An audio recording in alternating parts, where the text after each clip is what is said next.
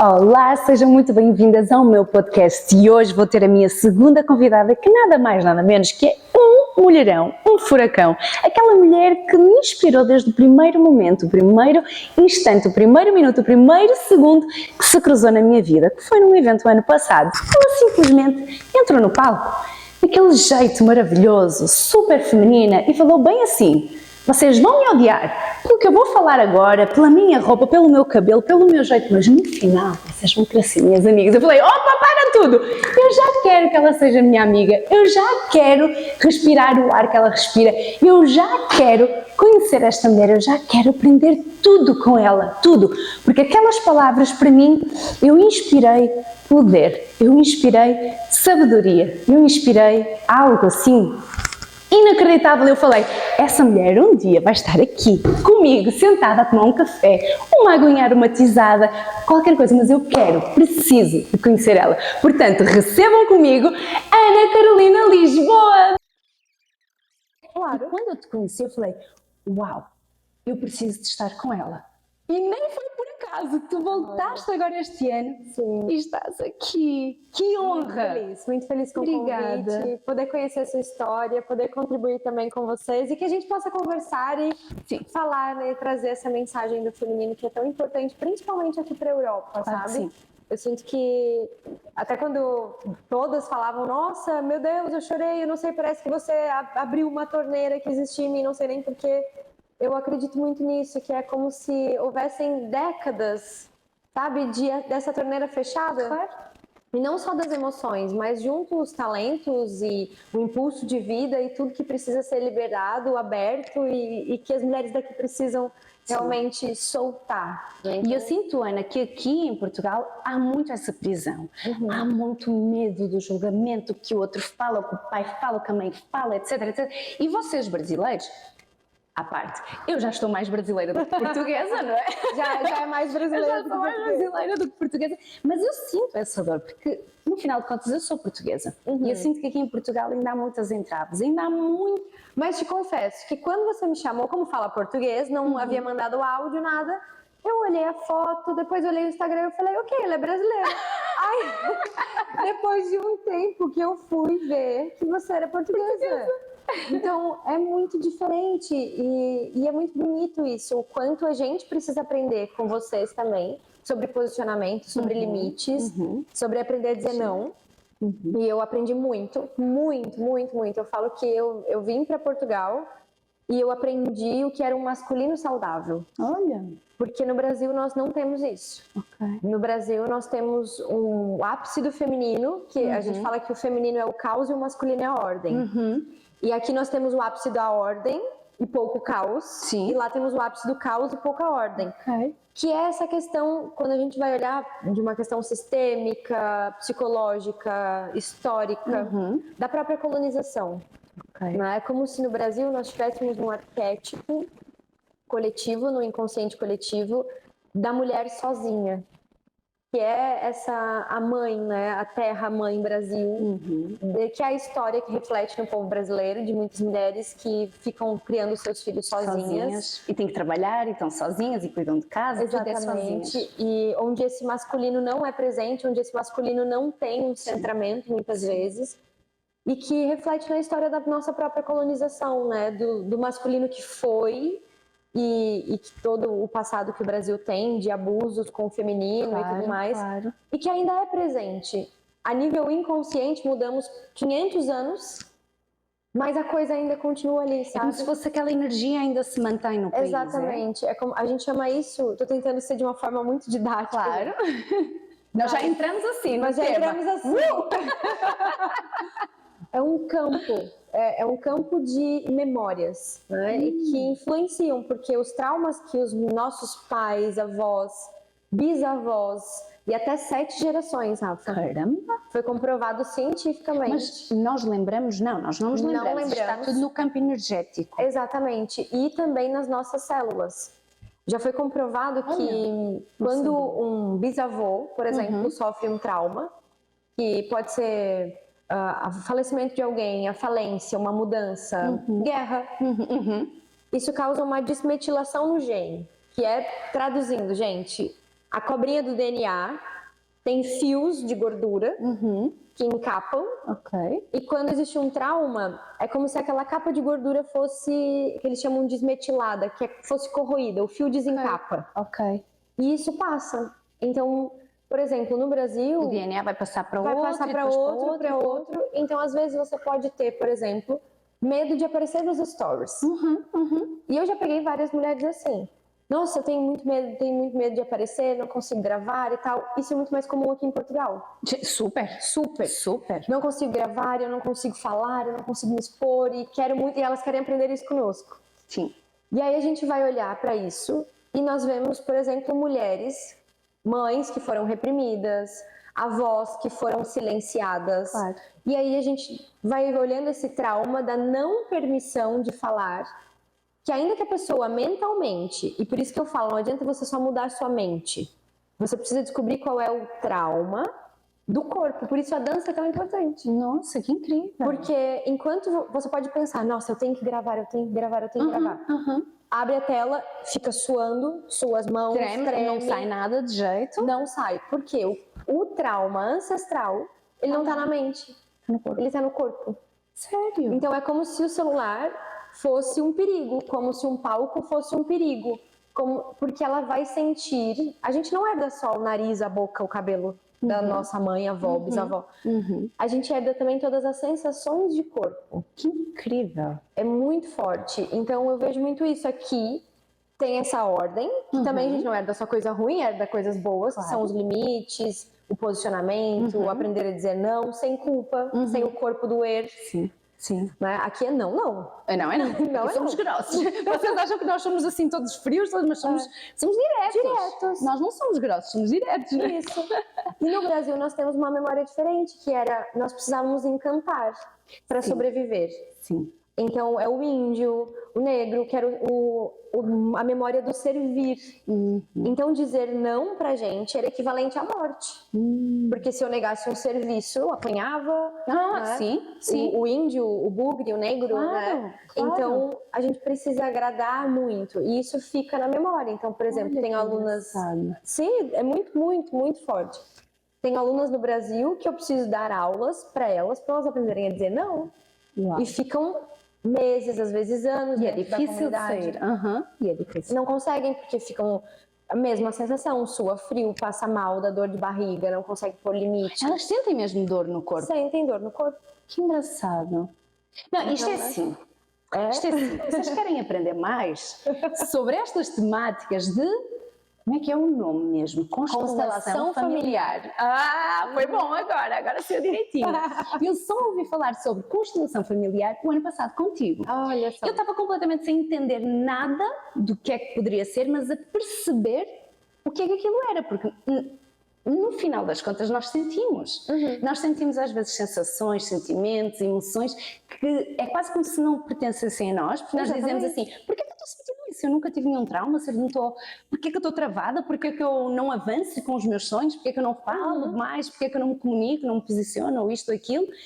Mas a gente sente que há algum entrave lá de trás. E para quem é mais intuitivo ou gosta destas temáticas de energias, de antepassados, as histórias, nós entendemos que realmente existe algo lá atrás. Sim. Só que estudar isto não é fácil. Ana, sim. A pergunta aqui, porque assim, quem quiser saber destas temáticas, vai fazer os cursos da Ana, vem aos eventos da Ana, que inclusive a Ana vai ter um evento agora no dia 7, que já está esgotado, com muita pena não podem ir lá ver, mas ela vai ter outros, com certeza vai chegar aqui muitos mais e vocês vão ter oportunidades de estar com a Ana, mas aqui neste podcast, que é um momento de descontração, nós queremos saber quem é a Ana Carolina Lisboa. Vamos lá, gente. Não é só tu que tocas na ferida dos outros, eu vou tocar.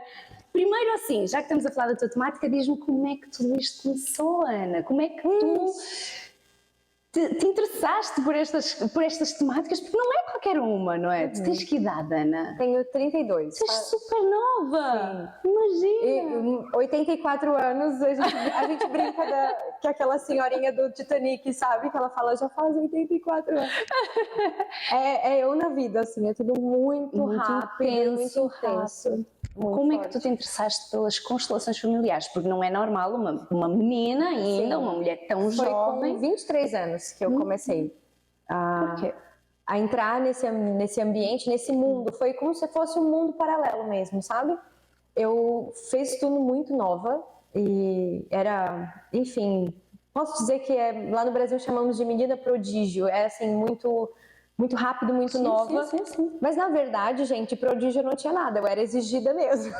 Alguém estava em cima a dizer, vai porque as pessoas sempre olhavam e falavam assim, nossa, essa menina, ela tem, né, é super dotada, ela consegue, não assiste às aulas e vai bem nas provas, e enfim, tudo que eu pegava para fazer, eu tinha que fazer muito bem feito. Mas na verdade não era uma dotação ou algo, enfim, um talento intrínseco que eu tinha, era mesmo porque minha mãe era muito exigente.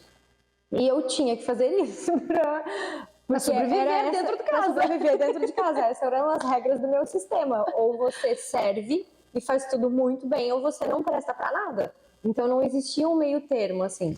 E eu era filha da diretora de uma escola. Imagina. Minha mãe diretora da maior escola da cidade. Ou seja, a cidade inteira... Tu tinhas que ser o exemplo. Me conhecia. E era assim, se eu colocasse uma blusa branca e era dia de usar blusa azul na escola. Eram 2.000 pessoas falando, porque ela é filha da diretora, usa blusa diferente. Então, eu cresci em uma caixa, literalmente, onde eu tinha que seguir as coisas à risca. Eu respirava, pensava em gostar de um menino, a escola inteira já estava sabendo, minha mãe já estava fazendo uma polêmica em casa, então foi assim, uma super vigiado, sabe? Era como se eu estivesse vendo olhos em todos os lados. Desde os professores a todo mundo. E isso não foi nada fácil para mim, porque fez com que eu me distanciasse da minha identidade. Ok, estavas a ser robotizada, seguias as regras da tua mãe. Então eu cheguei a um momento da minha vida, que foi esse, aos 21, que deu clique, deu um pane, mas ainda assim, mesmo eu entendendo que tinha algo errado comigo, eu não conseguia saber o que era. Então eu comecei a namorar muito nova, com 16 para 17 anos, e fiquei com essa pessoa até os 23.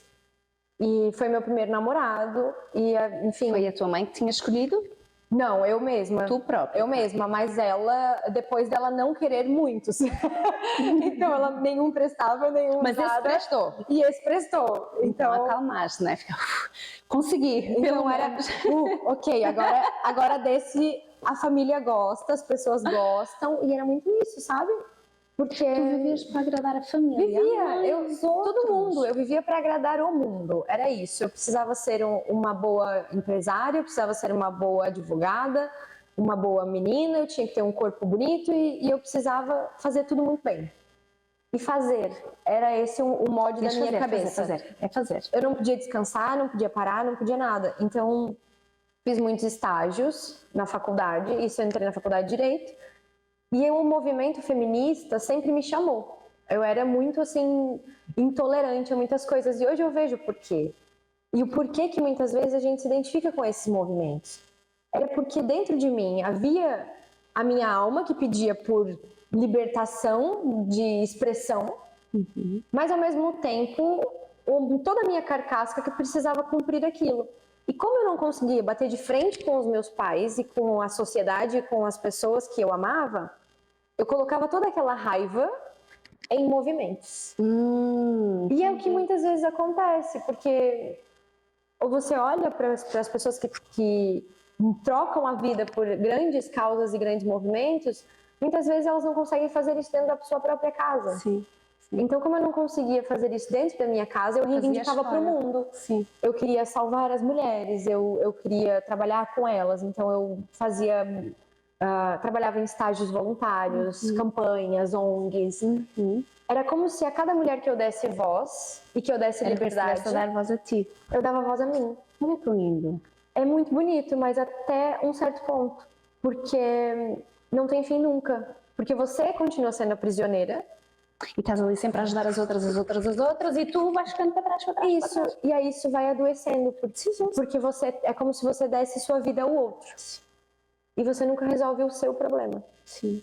Então, eu não via nada tinhas disso. noção, Não né? tinha noção. Nem se falava muito destas temáticas que E talvez as pessoas que escutem isso pensem, nossa, tá maluca? Ou já tomem as dores de algum movimento. Não é isso que eu estou querendo dizer. Os movimentos, eles são necessários. Desde que nós saibamos dentro de nós quem nós somos. Claro. E por que lutamos. Claro. Porque se eu luto só pro outro, eu tô colocando no outro um disfarce do que eu quero pra mim, na verdade, sabe? Claro. Então por que não posso falar que é pra mim? Né? E por que não posso fazer isso também onde para ti também, vivo, pra mim? Onde tu te colocas também, não é? Na tua casa, nos teus relacionamentos, em tudo. Exatamente, e isso é um arquétipo da mulher muito forte, que a gente deixa de se amar, e isso vem com maternidade, vem com trabalho, a gente tem muito isso, é um instinto da mulher. A gente esquece quem nós somos. Sim. Por amor aos outros. Então, quem são os outros? São primeiro nossa família de origem, depois os filhos, depois o trabalho, depois os movimentos. E aí tudo vem antes e a nossa identidade de nós vem mulheres. Exatamente. Claro.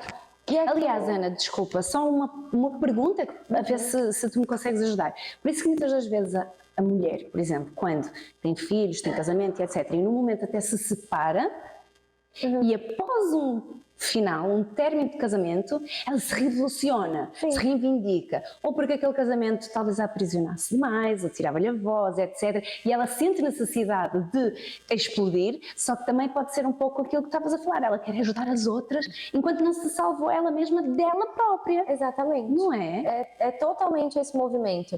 E esse é um movimento que depois, com o estudo, eu fui entender o que era, que é o que nós chamamos, dentro da psicologia, de simbiose. É da mãe com a filha. Olha. É da mãe com a filha. Por isso que toda a base do meu estudo fala muito do feminino, da mãe e tudo mais. Sim. Falamos da ancestralidade, mas muito forte com a mãe. Porque quando nós nascemos, achamos que somos elas. Então temos esse vínculo de a criança não sabe que é um ser separado, ela pensa que é a mãe. Sim. E aí depois ela vem e os primeiros olhos que ela tem em cima são os da mãe. E acontecem movimentos interrompidos. Que para a criança qualquer coisa é trauma. E não se culpe, nem se julgue, porque nasce uma mãe, nasce uma culpa. Seu filho vai se traumatizar e tá tudo bem. Você se traumatizou e graças aos seus traumas você é quem você é hoje, tem os talentos que tem e é preciso que isso aconteça. Mas, se a gente não resolve isso na vida adulta, o que acontece? Essa pessoa desconecta da mãe. Então aqui temos a mãe e aqui temos a filha. E ela fica com todas essas dores, projeções, ideias, coisas que aconteceram. E pronto, a mãe some do cenário, porque a menina cresce. Aí vem um relacionamento. Essa menina, ela quer conectar com esse homem. Aí vem o trabalho, ela quer conectar com o trabalho. Então era isso, eu precisava ser muito boa para minha mãe. Minha mãe já não existe mais, sou adolescente, quase adulta. Então eu preciso ser muito boa pro homem. Então eu também preciso ser muito boa pro trabalho. E era como se eu estivesse sempre me plugando em alguém. Como se tivesse sempre ali aquela cola. Sempre aquela cola. Sempre aquela sombra, que nós chamamos de simbiose. Quando eu só existo se o outro me vê. Então eu preciso que você me aplauda, que você me reconheça, que eu seja boa. Porque eu me olhava no espelho e não me enxergava boa. Não te aceitavas. Não, sempre estava ruim. Então eu via o corpo e eu pensava, não, eu posso ter um corpo melhor. E aí, não tá como tu queres. Não tava, eu sempre incomodada. Meu corpo não tava como eu queria.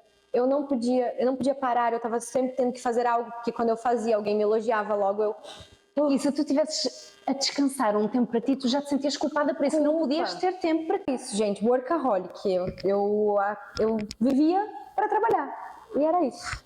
Até que eu fui em uma palestra de um professor, num congresso de direito, aí já formada, e ele falou assim, talvez vocês estejam vivendo a vida dos seus pais. E eu falei, esse cara até doido, é? Minha mãe, professora, funcionária pública. Tu longe de seres professora. Eu já advogada. Porque assim, me formei em um ano e no mesmo ano assumi a presidência da OAB Jovem da minha cidade, porque era militante, fazia tantas coisas que pronto, né? Colocaram-te logo lá. Coisas aconteciam pra mim, porque eu tava sempre em movimento mesmo. Ok, Será que senão foi? vai ficar assim. Ah, verdade. Lembrei agora. Agora. E pronto, então fui nessa palestra e aí eu falei, cara, esse homem tá doido, Ai, meu nada a Deus. ver, eu já faço mais dinheiro do que eles, porque eu era muito assim, Tudo era dinheiro. tudo era dinheiro, A tudo tua era autoridade trabalho, era pelo dinheiro. meu trabalho, a minha autoridade era pelo como eu me vestia, Sério? então eu usava o cabelo Chanel e roupas pretas, terno e Máximo. era muito do externo, como eu estava falando. Então eu trabalhava para comprar roupas e livros. Então, máximo. e aí eu fazia assim, cursos de pós-graduação, extensões, eu queria fazer tudo, porque eu queria mostrar para as pessoas que eu era Tinhas boa, autoridade, tinhas conhecimento, que eu tinha conhecimento. Então, eu queria parecer mais velha. Com 23, 24 anos, eu usava óculos, fazia maquiagem mais pesada, eu queria parecer mais velha, porque eu queria ser respeitada. Enfim, quando assisti aquela palestra, eu falei, esse cara é até doido, não tem ideia nenhuma. E eu com um casamento marcado, apartamento comprado, já 6 anos de namoro, já era noiva, tudo. E aí ele falou assim, olhem para o relacionamento das mães de vocês. E aí eu falei, minha mãe casou com o primeiro namorado, minha avó casou com o primeiro namorado, eu vou casar com o meu primeiro namorado. Mas assim, minha mãe e meu pai são muito felizes. O casamento deles é maravilhoso. Minha avó também era feliz. Mas assim, eu não estava feliz. Aí vem a questão, tu estavas mesmo? E eu não não. estava há anos já feliz. Tanto que eu trabalhava tanto para não ter tempo de olhar para aquilo. Era mais uma fuga que eu tinha. Era muito bom. Para aquilo quando eu digo relacionamento, porque ele era uma pessoa muito boa, mas Sim. Mas o estar em casa te incomodava, tu estás ali, tu te incomodavas a ti mesma. Isso. A culpa não era o outro, não é? Exatamente, não era o outro, não é sobre ele, é sobre eu não ter coragem de sair dali. Claro. E a minha especialidade era divórcios. Eu divorciava todo mundo. Menos a ti. Então era como se fosse uma vida de projeção, entende? Era uma vida inteira de projeção, quando eu fazia para os outros aquilo que queria fazer para mim. Então, para dar ideia para os outros, eu era a melhor. Nossa, dava ideias milionárias e executava e falava o que tinha que fazer, o que não tinha mais para mim. Zero. Não. Então, a constelação chegou na minha vida nesse momento, onde caiu aquele turbilhão de fichas e eu falei, meu Deus, eu preciso saber mais sobre isso. E aí eu fui atrás dessa pessoa, o nome dele é Frederico Ciongoli, hoje é um grande amigo meu. Que lindo! E foi um dos primeiros no Brasil a fazer esse movimento com as constelações no direito. Hoje em dia ele não trabalha mais com direito, ele realmente é terapeuta, professor e grande pesquisador. E aí começou ali, aí eu fiz a formação. Na formação eu descobri todas essas questões, de onde vinha tudo isso, essas lealdades que eu tinha com a minha mãe e o quanto eu queria ser boa para ela, inconscientemente ainda, sabe? E ela queria ser boa para a mãe dela, porque também sofreu uma rejeição da mãe. E começaram, eu falo que eu entro na contramão, né? Aqui tá muito em alto o empoderamento. E essa busca através do outro de que me vejam com poder. Então eu me empodero. Eu gosto de falar que me apodero. Porque eu não preciso mais me empoderar. Sim. Eu já existo, já sou um ser humano digno de leis e direitos. Já somos maioria na universidade, já existimos. E a partir do momento que existo, eu preciso me apoderar de quem eu sou. Foi o movimento que eu fiz. De ti para ti mesma. De eu para eu mesma, de ok. Eu mereço descansar, eu mereço ser bem paga, eu mereço ser reconhecida porque eu me reconheço. E aí começa com tudo, né? Me reconheço no meu corpo, me reconheço na minha fala, do que eu gosto, o que eu gosto de comer, o que eu gosto de fazer. Quem tu queres do teu lado, quais as amizades, o trabalho que tu queres, tu começas-te a posicionar. Isso. Então, o movimento do feminino moderno e toda essa busca nasce nesse movimento, que é o movimento que eu faço com elas, mas que antes eu fiz comigo. Então, agora a luta faz sentido. Tu aprendeste com esse mentor da constelação? Não, foi mesmo. Só fizeste uma constelação familiar. Eu fiz a formação, estudante e agora ajudas outras mulheres a também terem esse apoderamento. Empoderamento, claro. Isso, eu fiz muitos cursos, são centenas de cursos e psicanálise, pós-graduação em neurociência e comportamento e muitos cursos de constelação, tive muitos mentores, o Fred foi o primeiro e dou muita honra a isso, porque alguém precisa ouvir e me dizer, que banar. Olha, E a busca se faz depois sozinha, e eu acho que isso é muito importante também, porque a gente está hoje em dia em um momento de tantos mentores. Eu sou professora, sou mentora, mas que as pessoas não olhem para nós ou para estes professores com a intenção de, é esta pessoa que vai me levar, é essa pessoa que vai me ensinar. Porque, de novo, eu estou nesse lugar de minha mãe. Encostas-te outra vez a outra pessoa. Eu vou encostar nesse mentor, eu vou encostar nesse professor e ele vai me trazer sucesso. Não vai. Não vai. Você precisa pegar aquilo que a pessoa tem, apoderar-se disso, colocar isso dentro de você e fazer alguma coisa com isso. Chegar a crescer, hein? É realmente sair desse lugar, como a gente falava ali, né? De eu colo em alguém e alguém me dá. E nesse lugar é só no 1 a 1. Porque fica uma relação se retroalimentando entre quem eu ajudo, porque se eu sou muito boa e estou te ajudando, eu sou grande. Mas aquela pessoa fica dependente de mim, não cresce. Então, assim fazem com o trabalho, com os filhos, com o marido, onde vivem só para aquilo. Sugando. No momento em que eu me descolo, eu preciso cuidar da minha vida. Mas para eu cuidar da minha vida, eu também preciso delegar as outras áreas. Então, eu preciso contratar alguém que vai cuidar dos meus filhos, eu preciso cuidar de mim como mulher, eu preciso também entender que eu tenho que ter um tempo aqui. E aí é que começa o trabalho de verdade. Pois é.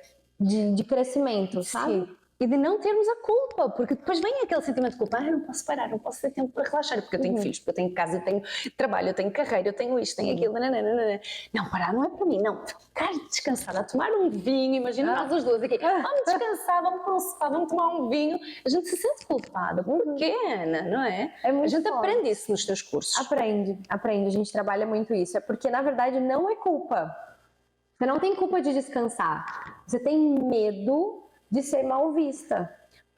É como se houvesse uma voz interior, essa voz dos pai, mãe e de todo mundo, de que você não vale nada. E aí é que vem a chave, porque e foi isso que eu tive que aprender pra mim. Eu só valia algo quando eu fazia. Então eu valia algo por fazer e não por ser. E o merecimento é o mérito em ser. Onde eu simplesmente mereço descansar e tenho mérito disso porque eu existo. E só pelo simples... Eu já respiro. Eu respiro. Eu sou filha de Deus. Exato. Eu, sabe, a imagem e semelhança dele, eu simplesmente... É importante, não é? É nós... Como é que era aquela frase que tu disseste? Mérito em ser. Em ser, não é em ter. É merecer. Merecer. É o mérito em ser. Gente, é tão engraçado como é que nós às vezes nós conhecemos as palavras e nós não prestamos atenção total ao significado delas. Exatamente. E é preciso vir assim uma mentora que nos diga assim, escuta, eu gosto merecer, ser. Quando a gente se para, não é? Exatamente, Uau. o mérito em ser. Pelo simples fato de existir, de estar aqui. Então, que é o apoderar-se, ok, eu mereço. Mereço por quê? Porque mereço? Porque eu respiro, porque eu nasci.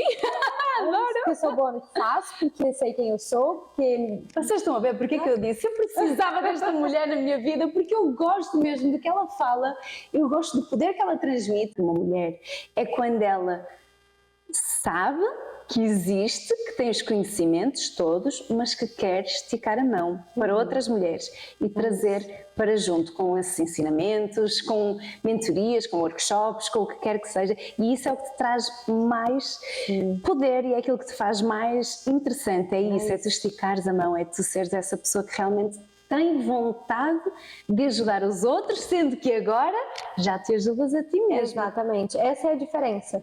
Porque se você pega uma líder que nunca se ajudou, ela vai querer que as outras fiquem sempre embaixo da asa, né? Dela. Pra quê? Porque ela sinta aquilo, que ela faz alguma coisa, que ela está no controle. Mas quando a líder já se ajudou, ela quer, ok, agora eu vou falar isso pra você e você puxa a fulana. E tu vais. E cada uma puxa mais uma e pronto, bora lá. E bora fazer uma comunidade. Isso. Não é? Que é aquilo que tu tens mais de poder lá no Brasil e que estás a construir aqui já com muita força. Sim. É a comunidade de mulheres. Como é que tu te sentes aqui em Portugal? Ter esta comunidade eu me aqui? em casa. Porque não é a primeira vez que tu estás aqui, não é? Tu já me disseste que vieste 4 vezes. Há 4 anos que tu vens. Já vim muitas vezes. Tem vezes que venho 3 vezes ao ano e passo muito tempo. Então foi assim, começamos com eventos muito pequenos, assim, de 10 mulheres. E a constelação 2019 era Fazes sempre bruxaria. constelação. Pois é, imagino, não é? Todo mundo devia estar a olhar de género. O que é isso? A primeira é vez que voodoo? vim, O que é isso? Minha nossa, a primeira vez que vim, falei isso na universidade, porque eu vim para fazer um mestrado. Ok. E ninguém entendia nada. Eu falava, meu Deus, que loucura é essa? E aí fizemos um pequeno evento, foram 10 mulheres. E aí foi indo. Nesses eventos tu fazes mesmo a constelação? Faço. Consegues faço. de todas? Sim, a gente não faz pessoais. Ah, tá. Mas Mas são coisas fazemos- diferentes, não é? Uma coisa é se tu fizesses, por exemplo, comigo. Isto, que aí é um problema seu, uma questão sua. Mas podemos fazer problemas coletivos. Então, um grupo também nunca se forma à toa. Geralmente são dinâmicas muito semelhantes. E o feminino, pronto, tem dinâmicas muito parecidas, que é a culpa, é o merecimento, é a Sentimentos raiva. que todas nós temos, não é? Em algum momento da vida nós temos. A raiva contida, é a história das nossas ancestrais que precisa ser resolvida, sim, para que a gente viva melhor. Avance e ande para a frente. E sabes que é engraçado, Ana? Eu nunca fiz nenhuma constelação. Tenho muita curiosidade. Ó, domingo ela já vai descobrir. E agora, domingo eu vou estar com a Ana e eu vou querer realmente me aprofundar e depois eu venho aqui falar com vocês o que é isto, o que é que eu senti e o que é que, a partir do domingo para a frente, o que é que mudou? Porque olha, Ana, eu preciso mudar muita coisa em mim e não é à toa que o WISE surgiu na minha vida, um evento que inclusive a Ana era para estar connosco no WISE e infelizmente não deu. Não deu para este, mas no próximo No próximo semestre a gente faz outro. no próximo vai. Não sei se é este semestre já. Não sei se é agora, porque agora o próximo vai ser em Nova Iorque, lá na praia. Vês connosco. Olha, bom. Vês connosco. Vamos falar sobre isso depois, mas isso vocês não podem ouvir. Mas assim, não foi à toa que realmente eu quis a Ana aqui, não é à toa que eu vou estar com a Ana no domingo e que me vai... com certeza vais-me destravar muita coisa para no próximo sábado, no dia 13, no WISE, eu ir com muito mais bagagem, com mais força, porque nós precisamos de primeiro sentar para aprender, para depois levantar para ensinar, não é, Ana? Total, e até hoje. Tem pessoas que Tem que me ser falam, constantemente. Ana, e aí? Você sabe tanto de tantas coisas? E eu falo, gente, agora, esse ano eu ainda acabei de me matricular em mais cursos e pós-graduações. E não paro nunca. O ano passado foi o ano que eu estudei filosofia. Uau! E então, cada ano eu Tens que faço inventar propósitos e vou pesquisando mais coisas. Porque assim, eu vou conectando tudo que já tem com as coisas que aprendo e é assim que a gente ajuda mais gente. E assim vais trazendo também mais informação e mais atualidade também para as tuas aulas, para os teus eventos, para os teus workshops, para as tuas O alunas. autoconhecimento não tem fim, gurias. Não tem fim. Lá no sul a gente chama de gurias. Gurias, eu adoro. Gurias, não tem fim. Não tem fim. E Ana, o que é que tu me dizes sobre uma mulher querer se reinventar? A gente Pode quer fazer ser isso só o tempo uma vez inteiro. na vida? Não, Pode o ser tempo sempre. inteiro. O tempo inteiro. E eu falo que todos os dias é uma chance pra isso, sabe? Todos os dias, sim. Então, quando a gente para e estagna e fala, eu não vou mudar, eu sou assim, é assim que eu sou, lá. Nossa, que triste. Que pena. Dá pena. Mulheres que falam assim, dá pena, dá vontade de dizer assim, peraí, calma, comigo. Porque a gente fala muito nas constelações e essa é uma frase do Hellinger. O perfeito está congelado, morreu. E eu acredito muito nisso, porque se eu penso que sou perfeita, se ninguém vive sem mim, que eu que faço tudo. É lógico. Entendi agora. Eu morri, morreste. Por quê? Porque eu estou dentro daquela caixa. Claro. Agora, se eu penso, não, hoje foi mais um dia, eu aprendi com isso que me aconteceu, amanhã eu posso mudar de ideia. Então, gente, esse podcast hoje, ele vale. Daqui a 5, 10 anos, pode ser que eu mude completamente de ideia e esteja totalmente diferente. Claro. E eu quero esta liberdade pra mim. Claro. Que é a liberdade de poder ser quem eu sou até o último dia que eu parar de respirar. De tu transformaste todo o santo dia. Exatamente. Eu falo muito isso, Ana. E aliás, hoje nós tivemos aqui vários perrengues porque a câmara não estava a colaborar. Mas a gente está aqui resiliente. Isso. E se reinventando. E muda pra cá, e muda pra lá. E eu sinto-me à vontade por estar com uma mentora que realmente se reinventa todos os dias e que me estendeu a mão e disse assim, Rafa, calma, está tudo certo, e está tudo bem, e vai, continua daqui a 5 anos, tanta coisa vai mudar. 5 anos atrás, gente, eu estava nessa terrinha contando os centavos. Se há 5 anos ou há 6 anos atrás tivesses que olhar assim, a minha mão és tu. Vamos lá. E tu estás a olhar para ti, Aquela Ana Carolina Lisboa de há 5 ou 6 ou 7 anos atrás, o que é que tu dizias hoje para ela? Eu ia colocar ela na frente do espelho, ia sacudir ela e eu ia falar duas palavras. Te enxerga. Uau! Era isso. Arrepiei. Te E ó, enxerga. isso serve para vocês. Se enxerguem. Se enxerguem em tudo. A gente tem que olhar para todas as áreas da nossa vida, não é? Era isso. Era como se eu queria que os outros me enxergassem, mas eu não me via. E quando eu me vi, pronto. Fecha a luz. Pronto, me Obrigada, Ana. Se enxerguem, senhoras. Se enxerguem. Ana, um beijinho. Foi um gosto ter-te aqui. Foi muito bom. E domingo tem mais. Tchau! Chegou, pronto.